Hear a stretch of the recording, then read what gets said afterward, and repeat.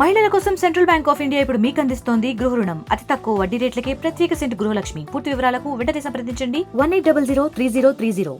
भारत माता की जय, भारत माता की जय, जय श्री राम, जय श्री राम, जय श्री राम, जय श्री राम, भारत माता की जय, भारत माता की जय. సనాతన హిందూ ధర్మంలో భాగంగా ఈరోజు భారతదేశం ఇంత పవిత్రమైన పుణ్యభూమిగా వర్ధిల్లు కీర్తించబడుతుంది. దానికి కారణం ఇది పుణ్యభూమి కాబట్టి సృష్టి ప్రమేయంలో కానీ అంతంలో కానీ ఎప్పుడూ కూడా ఏ దేశాలు అంతం అయినా ఈ భారతదేశం ఎట్టి పరిస్థితుల్లో కూడా అది అంతం కాదు. ఎందుకంటే సాక్షాత్తు పరమేశ్వరుడు పాదం మోపిన ఈ భూమి కాబట్టి ఇలాంటి భూ ప్రపంచంలో అందరూ కూడా ఆ శివకేశవుల్ని నామస్మరణం చేస్తూ ప్రతి ఒక్కరితో ఈ ప్రకృతిలో ప్రతిదీ కూడా భగవంతుడి తాలూకు చైతన్యం వల్ల అన్ని కూడా జరుగుతాయి కాబట్టి ప్రతి ఒక్కరూ కూడా భగవంతుడి పాదాన్ని ఆశ్రయించాలని ఎల్లప్పుడూ కూడా శివకేశవుల సంకీర్తన చేసుకోవాలని అదేవిధంగా ప్రతి ఒక్కరూ కూడా సాక్షాత్తు జగద్గురు అయిన ఆ కృష్ణ భగవాను కూడా ఒక గురువు సాందీపుడైన గురువు ద్వారా ఏ విధంగా అయితే ఈ మానవ కాలంలో హిందూ ధర్మంలో గురువుని ఆశ్రయించదని కానీ ఏ కార్యక్రమం కూడా నెరవేరుదని ఆ సాక్షాత్తు ఆ భగవంతుడు చెప్పినట్టుగా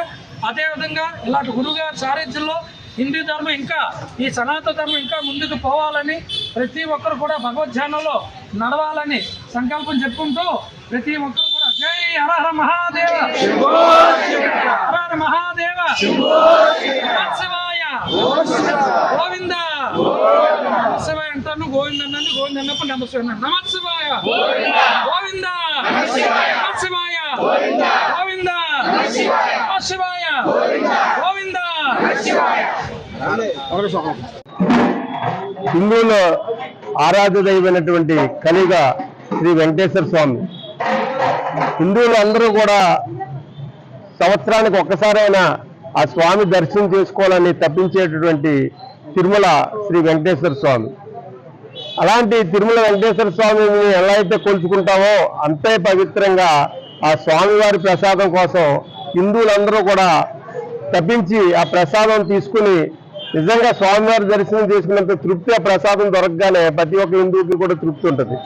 అలాంటి పవిత్రంగా కొలిచే ఆ ప్రసాదాన్ని ఈరోజు మనం నిన్న మొన్న సోషల్ మీడియాలో చూసినట్లయితే పేపర్లో అన్నిటిలో కూడా పవిత్రంగా చేసే నెయ్యితో అలాగే డ్రై ఫ్రూట్స్తో ఎన్ని కలిపి కొలమానం ప్రకారంగా చేసే ఆ ప్రసాదాన్ని అలా హిందూ ధర్మానికి వ్యతిరేకంగా అంటే ఇది హిందూ ప్రసాదం అనేది హిందువులే కాకుండా హిందువుల్లో ఒక క్షత్రియ బ్రాహ్మణులు అలాగే ఆధ్యాత్మిక చింతన కలిగిన నాన్ వెజిటేరియన్ తిననటువంటి వారు కూడా ఆ పవిత్ర స్వామిని పూజించే అర్చకులు అందరూ కూడా ఒక నాన్ వెజిటేరియన్ అనేది వాళ్ళు తినరు. అలాంటిది మనం కూడా ఆ స్వామి కొలువుకి వెళ్ళి దర్శనం చేసుకున్నాక ఆ రోజు ఎవరు కూడా నాన్ వెజ్ ముట్టుకోం. అలాంటిది మన పవిత్రంగా చూసే ఆ ప్రసాదంలో ఇవాళ చూసినట్లయితే నెయ్యి స్థానంలో ఆవు మాంసంతో వచ్చినటువంటి ఏదైతే కొవ్వు ఉందో దానితో అలాగే పద్దు మాంసంతో వచ్చినటువంటి కొవ్వుతో అలాగే చేప నుంచి వచ్చినటువంటి ఆయిల్తో అలాగే వేస్ట్గా పడినటువంటి మాంసాన్ని తీసుకొచ్చిన ఆయిల్తో ఇవాళ నెయ్యి రూపంలో కింద అది ఇచ్చి లడ్డూని తయారు చేసి ప్రసాదాన్ని భక్తులకు ఇస్తున్నారంటే హిందూ ధర్మాన్ని ఏ విధంగా కాపాడుతామని వాళ్ళు అనుకుంటున్నారో ఈ ప్రభుత్వం గత ప్రభుత్వం మీద మాకు అర్థం అవ్వట్లేదు. అంటే హిందూ ధర్మాన్ని భ్రష్టీకరించాలనే ఉద్దేశంతో గత ప్రభుత్వం ఉన్నట్టుగా మనకు అర్థమవుతుంది.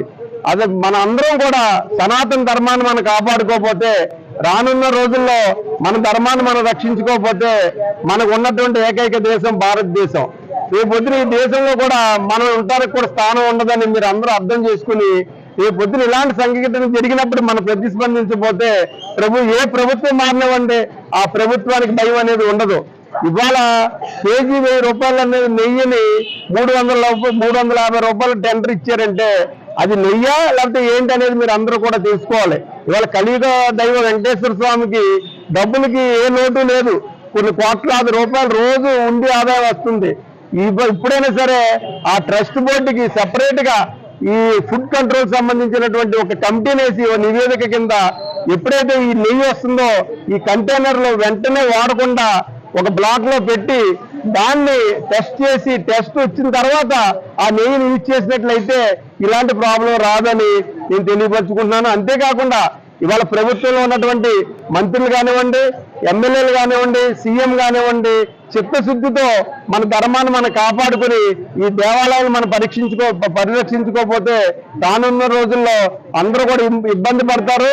అంతేకాదు మీరు అందరూ చూస్తా కూర్చున్నారని మీరు అనుకుంటున్నారేమో, ఏదో ఒక రోజు అందరూ సంఘటితమయ్యి మీ మీద తిరగబడడం జరుగుతుంది.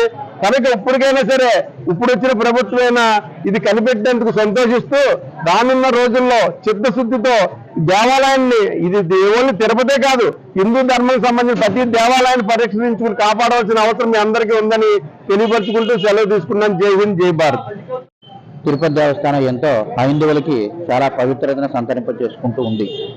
అంచేత ప్రధాన కేంద్రాలు మన ఆంధ్రప్రదేశ్లో తిరుపతి, అన్నవరం, సింహాచలం ఇలాంటి ఆలయాలే హైందవ ధర్మానికి దిక్సూచి. అంచేత ఇవి ఏ విధంగా ఉంటే మన జీవన స్రవంతి అత్యున్నతంగా ఉంటుందని చెప్పి పెద్దలంతా కూడా మార్గనిర్దేశం చేశారు. అంచేత దయచేసి ఆ పవిత్రత తిరుపతిలోని, అన్నవరంలోని, అదేవిధంగా సింహాచలం ఇవన్నీ కూడా చక్కగా ఉండాలని చెప్పి వినయపూర్వకంగా కోరుకుంటూ, అందులో దానికి పూర్వులు ఏ విధమైనటువంటి సాంప్రదాయాన్ని ఆచరించారో, శుద్ధమైనటువంటి గోవు దేశీయ తాలూక నెయ్యిని మాత్రమే వాడి ఎంతో అద్భుతంగా ప్రసాద వినియోగం చేసేవారు. దయచేసి ఆ విధి విధానాలన్నీ కూడా పెద్దలైన వారు, కార్యకర్తలు అందరూ కూడా దానికి సమిష్టిగా కృషి చేసి అక్కడ జరిగేటువంటి అపరాధాలన్నీ కూడా మరొకసారి జరగకుండా దాన్ని తీర్చిదిద్దవలసిందిగా వినయపూర్వకంగా ప్రజలకి, పెద్దలకి, హైందవ సభ్యులకి వినయపూర్వకంగా తెలియజేస్తూ ఉన్నాం. హరి ఓం. జై శ్రీరామ్ అండి. మేము మురార్ నుంచి వస్తున్నామండి. అరుణాచల యాత్రకు బయలుదేరాము మా గురువుగారి సారథ్యంలో. మా గురువుగారి పేరు సాధు ప్రసాద్ గారు. మా ఆశ్రమం పేరు విద్యారణ్య ఆశ్రమం, మురారి, గండేపల్లి మండలం. ఇంచుమించుగా ఒక 100+ మెంబర్స్ మేము స్టార్ట్ అయ్యామండి. ఇక్కడ యాజ్ ఏ హిందూగా నేను చాలా చాలా హ్యాపీగా, ప్రౌడ్గా ఫీల్ అవుతున్నాను. కానీ కాకపోతే ఈ మధ్యకాలంలో తిరుపతి లడ్డు ప్రసాదం గురించి విన్నాము. అది అందరికీ తెలిసిన విషయమే. హిందువులను చాలా చాలా చాలా పవిత్రంగా సంవత్సరానికి ఒక్కసారైనా తిరుపతి వెళ్ళాలని అందరం కోరుకుంటాము. అటువంటిది ఆ ప్రసాదంలో ఆ లడ్డు అనేది ఎవరు తీసుకొచ్చినా ఎక్కడ ఉన్నా కళ్ళకు అద్దుకుని మహాప్రసాదంగా భావిస్తూ తీసుకుంటాము. అటువంటి దాన్ని అసలు అపవిత్రత చేసి అంతవరకు దిగజార్చిన మరి వాళ్ళని ఏమనాలో మాకైతే అర్థం కావట్లేదు. మాకు నిజంగా చాలా మనస్ఫూర్తిగా చెప్తున్నా, చాలా బాధగా ఉంది. ప్రతి ఒక్కరూ కూడా దీనికి స్పందించండి. పుణ్యక్షేత్రాల్లో ఇటువంటి అక్రమాలు, దారుణాలు జరగకూడదండి. ఇది ఒక సేవా దృక్పథంతో చెయ్యాలి.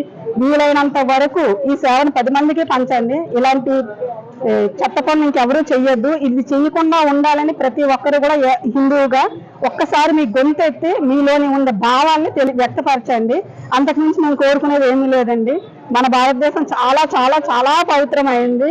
కొన్ని వేల లక్షల సంవత్సరాల ముందే మనం చాలా డెవలప్డ్ కంట్రీ అండి. ఇప్పుడు ఏదో ఇతర దేశాలను చూసి వాళ్ళని చూసి అంటున్నారు. కాదు, మన పూర్వీకులు, మహర్షులు, ఋషులు చేసినంత తపస్సులు ఫలం, వాళ్ళు చూపించిన మార్గం చాలా గొప్పదండి. దాన్ని దయచేసి అందరూ ఫాలో అవ్వండి. ఇటువంటిది ఏదైనా జరిగితే ప్రతి ఒక్కరు కూడా తప్పు అని చెప్పండి. జై శ్రీరామ్.